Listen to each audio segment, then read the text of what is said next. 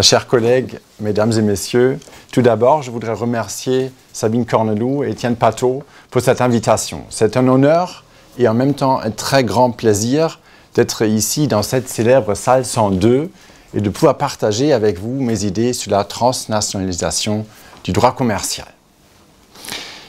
Si nous regardons vers le passé, nous constatons que les débuts de l'harmonisation transnationale du droit commercial datent du milieu du XIXe siècle.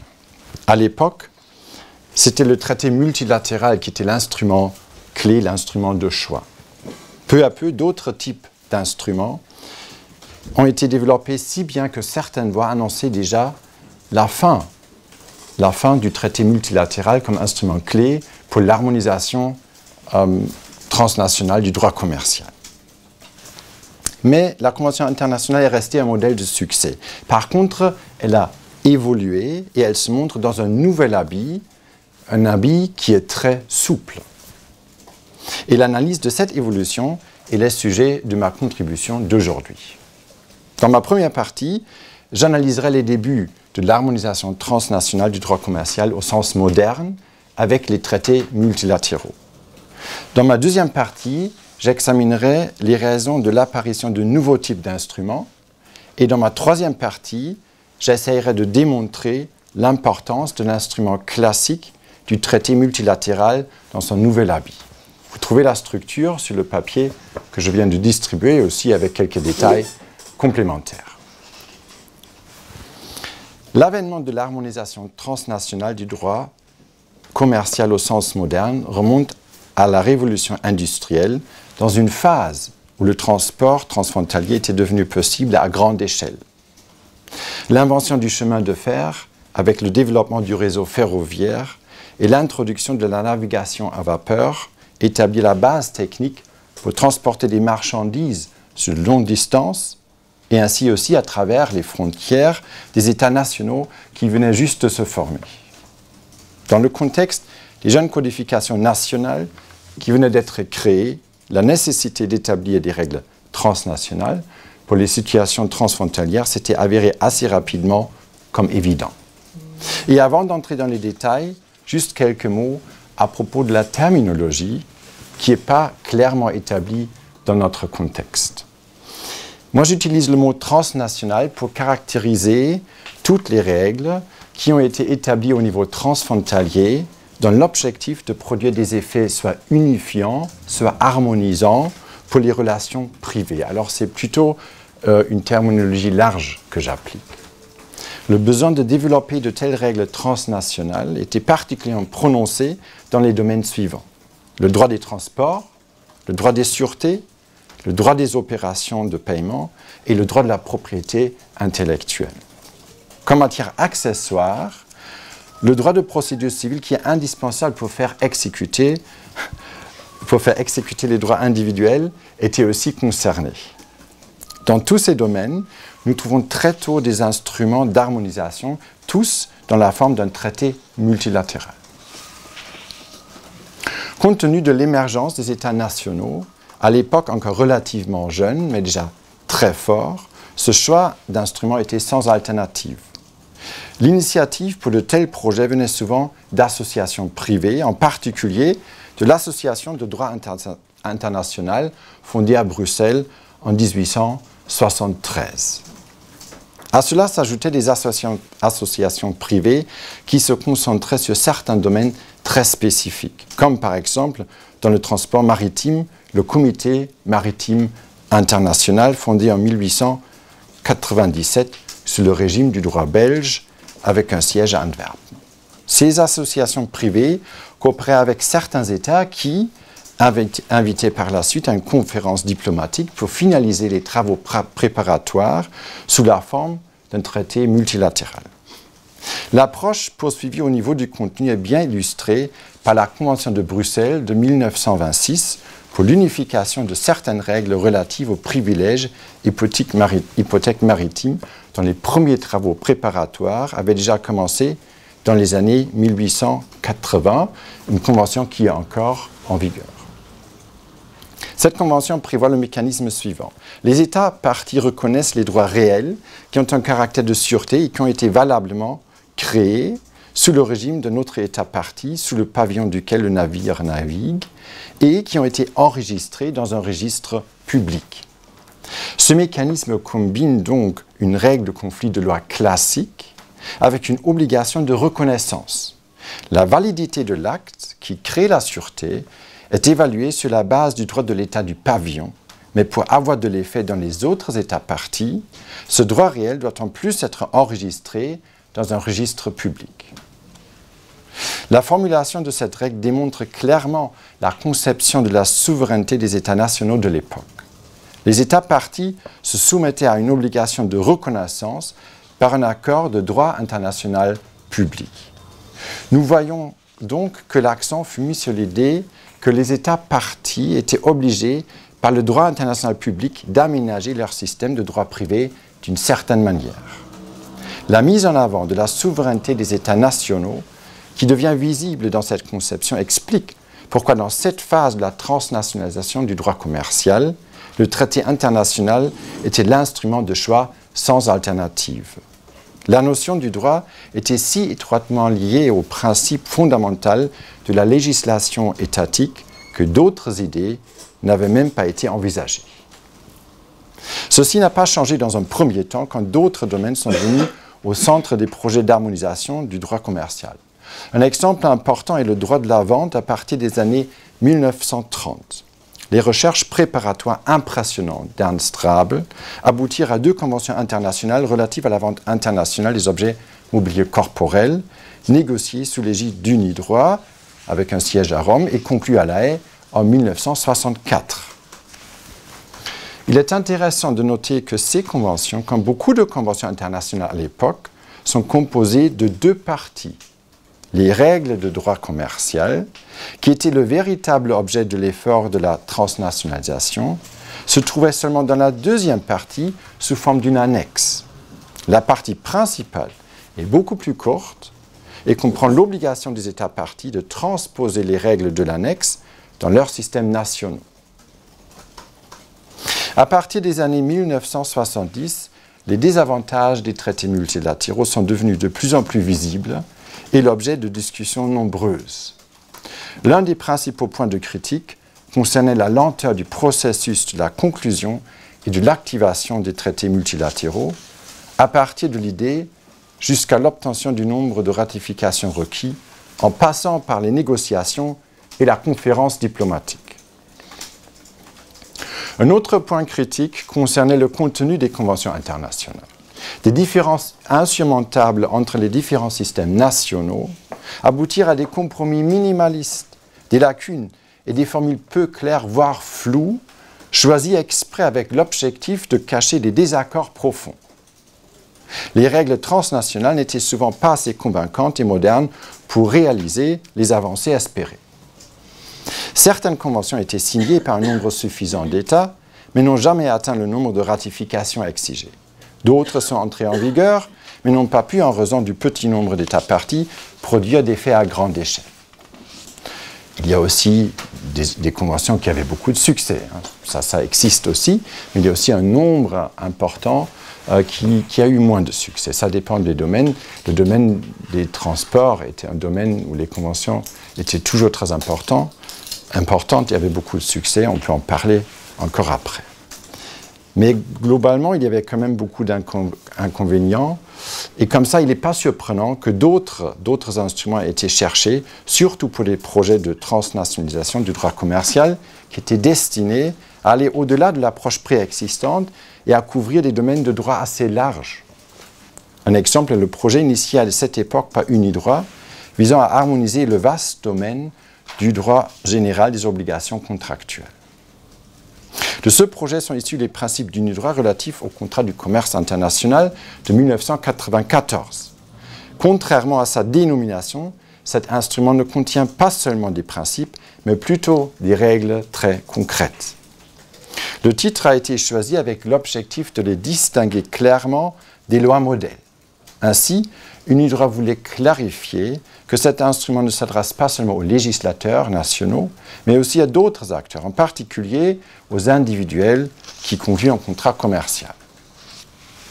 Les principes du droit ont connu un succès considérable. Ils ont déjà été améliorés et élargis 2-3 fois, en 2004, en 2010 et en 2016. Depuis, les principes couvrent aussi des domaines comme la procuration et la cession de créances. Mais les principes du droit ne sont qu'un exemple de soft law parmi d'autres.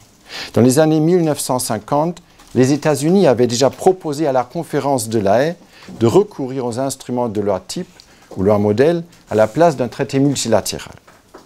Cette proposition s'explique certes par les problèmes de compétences internes des États-Unis pour ratifier des conventions internationales, mais aussi par les expériences très positives faites aux États-Unis avec des lois modèles pour l'harmonisation du droit au niveau national. Un exemple phare en est le Uniform Commercial Code, une loi modèle élaborée par 2 organisations privées. La conférence de La Haye n'a tout de même pas suivi cette proposition dans sa forme absolue. Elle a cependant, en 2015, adopté les principes sur le choix de la loi applicable aux contrats commerciaux et ainsi un instrument qui ressemble. D'autres organisations internationales ont introduit la loi modèle, qui est ainsi devenue un élément standard du répertoire d'instruments pour la transnationalisation du droit commercial. UNIDROIT et la CNUTSI, la Commission des Nations Unies pour le droit commercial international, se sont servis de cet instrument à plusieurs reprises, en partie avec beaucoup de succès. Un exemple important est la loi type de la CNUTSI sur l'arbitrage commercial de 1985 avec les amendements adoptés en 2006. Comme pour les principes d'UNIDROIT relatifs au contrat du commerce international, l'initiative pour ce projet date des années 1970. À l'époque, le constat était clair.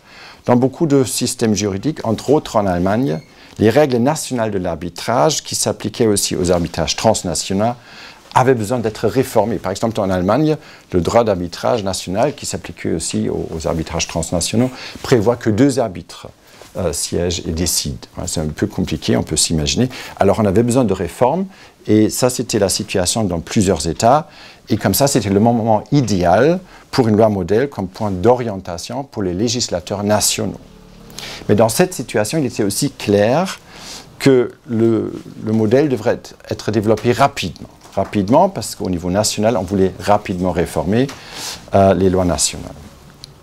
Et ça, c'est clair, ça a écarté d'emblée l'instrument de la Convention internationale. Ça, c'était un instrument qui était plutôt lent dans son processus de développement.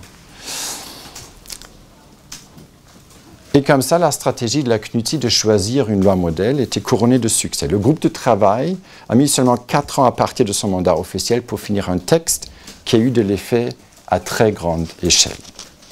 À côté des principes et des lois modèles, il y a un grand nombre d'autres instruments du type soft law, par exemple des guides pour les législateurs nationaux. L'originalité pour inventer de nouveaux noms d'instruments ne semble pas connaître de limites et les distinctions entre les différents instruments ne sont pas toujours claires. Avec Jürgen Basedow, on peut parler d'un véritable labyrinthe d'instruments. Mais le point commun de tous ces instruments est leur caractère non contraignant. Leurs auteurs les proposent aux différents acteurs du marché. Ainsi, les instruments doivent convaincre par leur contenu. La sérieuxité de l'organisation qui a accompagné le développement de l'instrument peut sans doute aussi jouer un certain rôle. Si les législateurs nationaux décident de transposer une loi type dans leur système national, ils sont libres de faire des modifications. Un problème qui en résulte par contre est un certain déficit de transparence. Il n'y a pas de centre qui collectionne les informations pour savoir quel État a adopté la loi type avec quelles modifications. Il existe seulement des tableaux avec certaines informations de base qui permettent de savoir dans quels États une certaine loi type a servi de point d'orientation. Immédiatement après sa création, la CNUTSI a orienté son regard vers le droit des sûretés, à la fin des années 60 du siècle dernier. Ulrich Drobnik fut chargé d'une analyse préparatoire. Il constata des différences fondamentales entre les différents systèmes nationaux qui étaient tellement grandes qu'il se montrait sceptique, très sceptique, à l'égard de l'idée de commencer des travaux préparatoires pour une convention internationale. Selon lui, une telle convention internationale n'aurait pas laissé assez de flexibilité aux États parties pour adapter des règles transnationales aux spécificités de leurs systèmes nationaux. Ceci était la conclusion d'une analyse de 1975. Elle correspondait parfaitement à l'état d'esprit de l'époque. Ainsi, la CNUTI a renoncé à l'idée d'une convention internationale et à l'époque, elle a même renoncé à l'idée d'un instrument du type soft law qui aurait compris tous les aspects du droit des sûretés. Le temps ne semblait pas encore mûr pour une telle approche aussi large, sans avoir harmonisé auparavant certains sous-domaines du droit des sûretés dans des instruments plus spécifiques, plus ciblés. Et de manière générale, il faut constater que les instruments du type soft law ne semblent pas adaptés à certains domaines de droit. Lorsque la prévisibilité et la sécurité juridique sont d'une importance particulière et que les intérêts de tierces personnes sont concernés, des instruments à caractère contraignant sont préférables. Le domaine du droit des sûretés est un bon exemple. Un créditeur acceptera d'autant plus facilement un droit réel sur un bien mobilier comme sûreté qu'il aura la certitude de pouvoir effectivement faire valoir cette sûreté en cas de non-remboursement du crédit.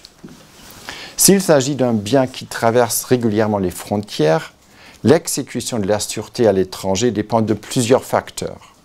Tout d'abord, de la loi applicable au fonds. Deuxièmement, des possibilités procédurales dans ce pays pour faire une saisie provisoire du bien. Et troisièmement, du sort de la sûreté en cas de l'ouverture d'une procédure collective.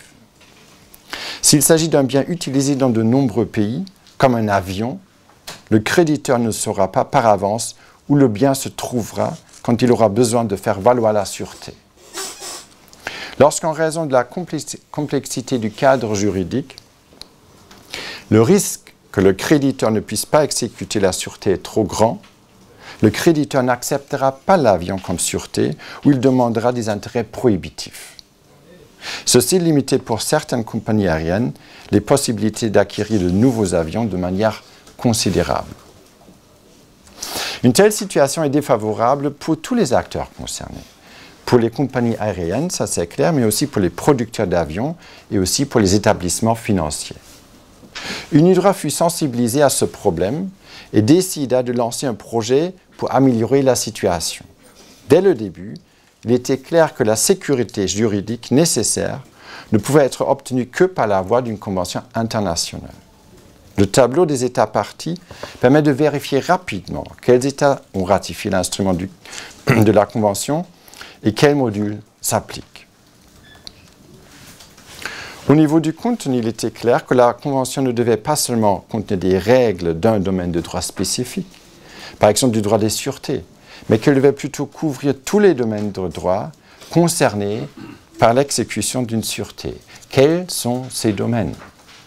Les domaines concernés par l'exécution d'une sûreté. Au-delà de la constitution des sûretés, de leur transfert et de l'ordre de priorité des bénéficiaires des sûretés, des aspects procéduraux ont été pris en compte, en particulier les deux suivants. 1. La protection des bénéficiaires des sûretés en cas de l'exécution forcée individuelle à l'initiative de créanciers tiers. Et 2. L'intérêt des bénéficiaires des sûretés de pouvoir rapidement bloquer l'avion lorsqu'ils veulent réaliser leurs droits. En outre, des éléments du droit d'insolvabilité ont été intégrés puisque la position du bénéficiaire de la sûreté dans le cas de l'ouverture d'une procédure collective à l'égard du débiteur est d'une importance majeure. Et finalement, il a fallu tenir compte des intérêts des tiers, tout particulièrement de l'intérêt de pouvoir acquérir l'avion sans charge réelle, si l'existence de la sûreté n'est pas prévisible au moment de l'acquisition. Ceci nous conduit à la question de la publicité des droits réels, de la transparence, et nous ramène ainsi au domaine général du droit des biens. Certes, l'importance de tous ces aspects était déjà connue auparavant. Mais ce qui était nouveau, c'était l'approche ambitieuse d'intégrer tous ces domaines dans le projet d'harmonisation, non pas dans leur ensemble, mais de manière ponctuelle et ciblée, dans la mesure où c'était nécessaire pour régler la problématique initiale. Ainsi, nous nous trouvons face à une approche véritablement fonctionnelle. En procédant de cette manière, un autre problème est vite devenu clair. Il était difficile de limiter le champ d'application des nouvelles règles transnationales au cas qui se caractérise dès le début par un élément d'extranéité. Même si la compagnie aérienne, le producteur de l'avion et l'établissement financier ont leur siège dans le même pays, il est évident que l'avion qui servira de sûreté traversera les frontières. Ainsi, le caractère transfrontalier de la situation du départ ne jouait pas de rôle pour l'élaboration des règles transnationales. Les caractéristiques que nous venons de voir, l'abolition de la condition d'extranéité et l'intégration de tous les domaines de droit concernés ne favorisent pas a priori la compatibilité des règles transnationales avec les systèmes nationaux. Et pourtant, la Convention du Cap relative aux garanties internationales portant sur des matériels d'équipement mobile et son protocole aéronautique ont connu un très grand succès. L'une des raisons de ce succès est la flexibilité de cet instrument. Il est construit comme un système modulaire. Ainsi, les États parties sont obligés d'adopter la structure de base, mais à l'intérieur de cette structure, ils ont le choix entre plusieurs options. Des règles permettant aux États d'exclure certains éléments d'une convention internationale au moment de leur ratification n'étaient pas une nouveauté. Par contre, la Convention du Cap tranche par l'originalité et la créativité de ces options, ce qui le distingue de manière considérable des anciennes conventions internationales. Un exemple classique de l'ancienne approche est la Convention de Vienne de 1980 sur les contrats de vente internationale de marchandises. Elle permet aux États parties d'exclure toute la partie sur la conclusion des contrats. Si un État utilise cette possibilité, cette réserve, la lacune qui en résulte est remplie par l'application du droit national. En revanche, la Convention du Cap propose plusieurs options dans les sous-domaines qui s'étaient avérés comme particulièrement sensibles lors de l'analyse comparative. Ainsi, les États peuvent, par exemple, choisir entre plusieurs régimes d'insolvabilité. Un point faible est certainement le fait que les États parties peuvent aussi déclarer qu'ils ne veulent pas être liés par le chapitre sur l'insolvabilité du tout, mais il n'y a pas beaucoup d'États qui ont choisi ce chemin, probablement en raison des enjeux économiques qui sont assez grands dans ce contexte. Dans d'autres domaines, dans d'autres sous-domaines, l'instrument du Cap prévoit des solutions de niveaux différents. Ainsi, il fixe un standard minimum pour permettre la saisie provisoire d'un avion sur ordonnance d'un tribunal. Mais à côté, l'instrument prévoit d'autres procédures comme la self-help qui permet aux bénéficiaires de la sûreté de prendre possession de l'avion sans l'intervention d'une autorité publique. Les États parties ne sont pas obligés d'adopter ces régimes plus ambitieux, mais ils doivent au moins garantir le standard minimum. En ce qui concerne les solutions plus ambitieuses, il est intéressant de noter que les États parties ne sont pas obligés de se prononcer contre leur application. S'ils ne veulent garantir que le standard minimum, ils n'ont pas besoin de faire de déclaration. Mais la Convention est plutôt structurée d'une telle manière que les États qui veulent adopter l'une des options complémentaires doivent déclarer cette intention. Alors ici, la Convention du Cap fonctionne sur la base de l'opt-in et non de l'opt-out. C'est peut-être ambigu, vous pensez, mais une telle structure facilite les négociations pour trouver des accords, même pour des règles transnationales à contenu ambitieux. Et une fois que ces règles transnationales existent, la participation des États à l'exécution de ces règles est souvent grande si cela est avantageux au niveau économique. Le nombre impressionnant des déclarations de participation au régime de la self-help illustre ce phénomène. La flexibilité de l'instrument du Cap est encore augmentée par la manière à laquelle la possibilité pour les États parties de faire des déclarations est arrangée. Ainsi, les déclarations peuvent être faites non seulement au moment de la ratification ou de l'adhésion, mais aussi plus tard. Ici, beaucoup de conventions classiques étaient moins flexibles, beaucoup plus hésitantes. Souvent, c'était seulement possible de faire une déclaration au moment de la ratification ou de l'adhésion. L'instrument du CAP se caractérise ainsi par une conception très souple, basée sur un système de modules entre lesquels les États parties peuvent choisir de manière très flexible. Bon, à l'intérieur de l'Union européenne, ce système a conduit à des discussions concernant la compétence, qui a la compétence maintenant pour faire les déclarations, l'Union européenne, les États membres, tous les deux ensemble. Mais je pense que ce genre de discussion, on ne peut pas le reprocher au système du CAP. C'est plutôt un problème de l'Union européenne. Par contre, un problème central du droit des sûretés est la collision entre une sûreté qui résulte d'un accord privé et les privilèges légaux établis en faveur de certains groupes de créanciers, comme les employés. Ici, ça c'est clair, une harmonisation transnationale ne semble actuellement pas réaliste du tout.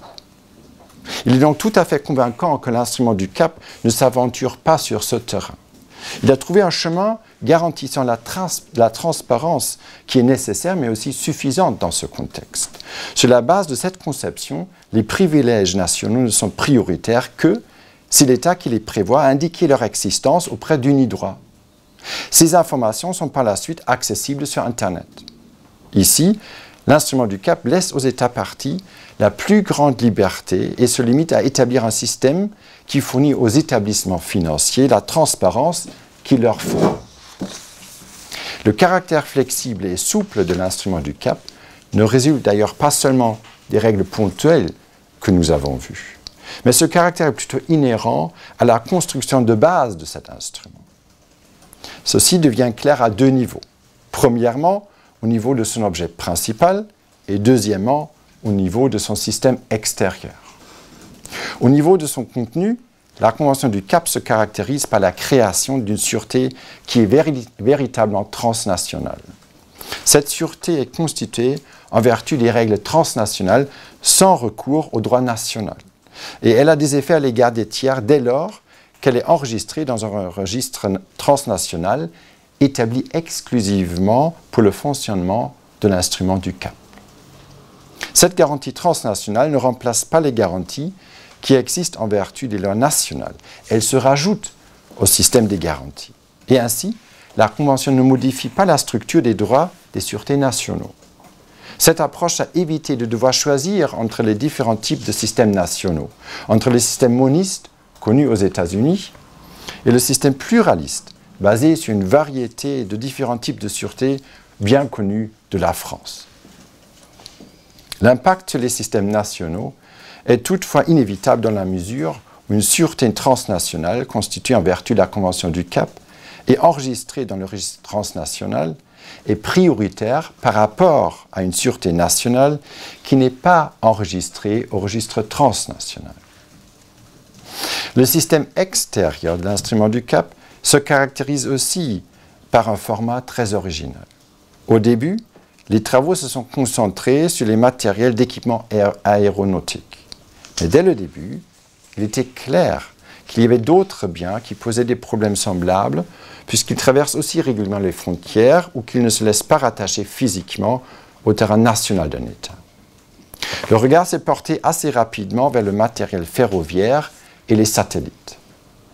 Comme les trois types de biens concernent trois types d'acteurs du marché différents, Unidroit avait trois possibilités.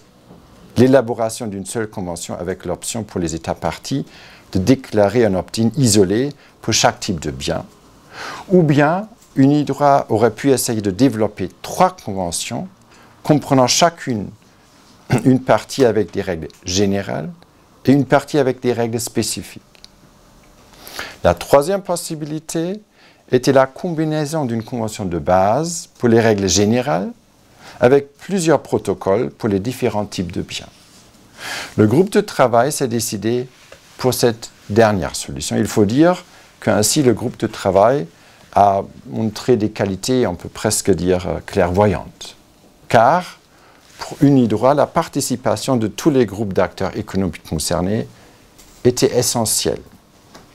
Il s'est avéré assez rapidement que les différentes branches faisaient avancer les travaux à des vitesses différentes. La branche aéronautique a été la plus rapide.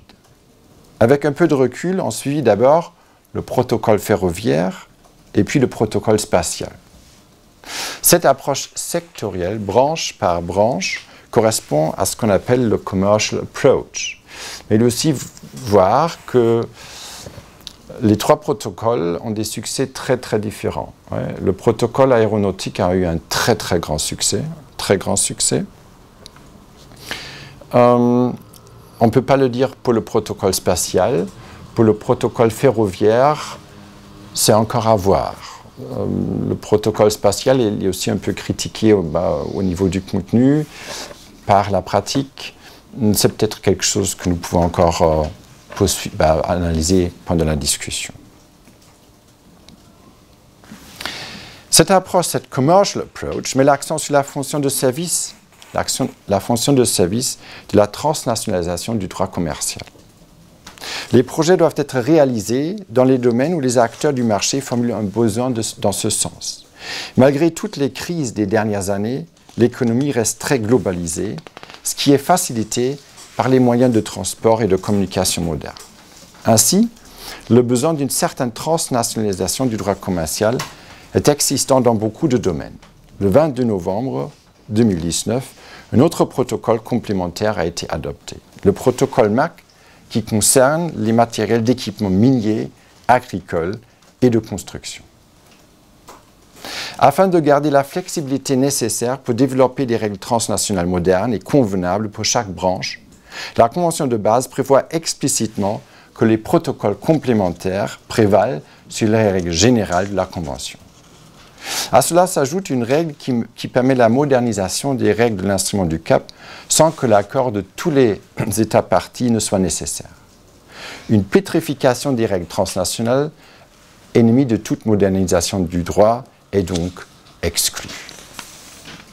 Dans cette configuration, l'instrument du CAP est une histoire à succès impressionnante. 85 États ainsi que l'Union européenne ont ratifié la Convention de base et 82 États ainsi que l'Union européenne ont ratifié le protocole aéronautique. Selon des calculs que le Royaume-Uni a fait faire avant de ratifier l'instrument du CAP en 2015, des compagnies aériennes situées au Royaume-Uni pourront économiser entre 530 millions et 2,7 milliards de pounds en 20 ans grâce au fonctionnement de l'instrument du CAP. Au niveau mondial, les estimations prévoient des économies de plus que 160 milliards de dollars américains. Et l'OCDE a abaissé le taux minimum pour les assurances crédit à l'export pour les cas où l'avion concerné est livré à une compagnie aérienne située dans l'un des États partis à l'instrument du CAP. Après que dans le domaine du droit des sûretés, plusieurs conventions internationales pour des domaines très spécifiques ont été conclues, la CNUTSI a fait un nouvel effort pour développer des règles transnationales pour tout le domaine du droit des sûretés, indépendamment des différentes branches commerciales. Le résultat est la combinaison d'un guide législatif avec une loi modèle. Au niveau de leur contenu, ces instruments sont basés sur les mêmes principes que l'instrument du CAP. Transparence garantie par un registre pour les sûretés sans possession. Caractère accessoire des sûretés. Respect de l'autonomie privée limitée par la protection de l'intérêt des tiers. Des mesures provisoires effectives et la protection du bénéficiaire de la sûreté dans le cas de l'ouverture d'une procédure collective à l'égard du débiteur. Les instruments du type soft law ont donc suivi le chemin qui avait été préparé par les instruments contraignants sectoriels. Ainsi, les effets de la hard law sectorielle ont été élargis par l'instrument de la soft law. Une telle symbiose de la hard law et de la soft law n'est pas limitée au domaine du droit des sûretés. Joachim Bonnell, dont le rôle a été décisif pour le développement des principes d'unidroit relatifs au contrat du commerce international, a dit lui-même que ces principes n'aurait pas été possible sans les conventions internationales préalables relatives à la vente internationale. Dans le cadre de ces conventions, beaucoup de questions du droit général des obligations n'ont cependant pas été harmonisées. Elles ont seulement été intégrées dans le processus de la transnationalisation avec le développement des instruments du type soft law. Cette dernière observation ne vaut pourtant pas pour le droit des sûretés. Ici, en vertu de son approche fonctionnelle, l'instrument du CAP avait déjà intégré tous les domaines concernés dans la mesure où c'était nécessaire pour résoudre la problématique de départ. Ceci est un véritable atout de l'instrument moderne du CAP. J'arrive à mes conclusions. De nos jours, l'archétype de la transnationalisation du droit commercial, le traité multilatéral, reste important sous une forme modernisée. En vertu de son caractère contraignant et de sa transparence à travers le tableau de ratification, un tel traité garantit un degré d'unification intense et ainsi la sécurité juridique. Et dans certains domaines économiques, les acteurs du marché ont besoin d'un tel degré élevé de sécurité juridique. Ceci concerne par exemple les prêteurs qui doivent évaluer la valeur réelle de la sûreté. Lorsque les conventions internationales adoptent une approche fonctionnelle sectorielle et souple, elles peuvent même harmoniser des questions de droit qui avaient été considérées pendant longtemps comme no-go area pour les projets de transnationalisation.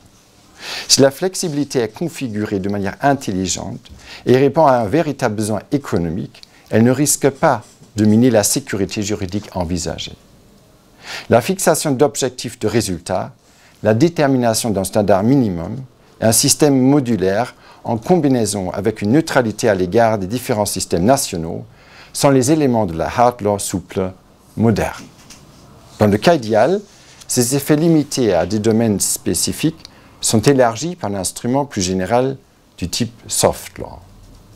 Ainsi, le droit uniforme peut tenir compte des particularités des différents États avec leurs sociétés et cultures individuelles et en même temps, grâce à son système transnational, servir de pont entre les États nationaux.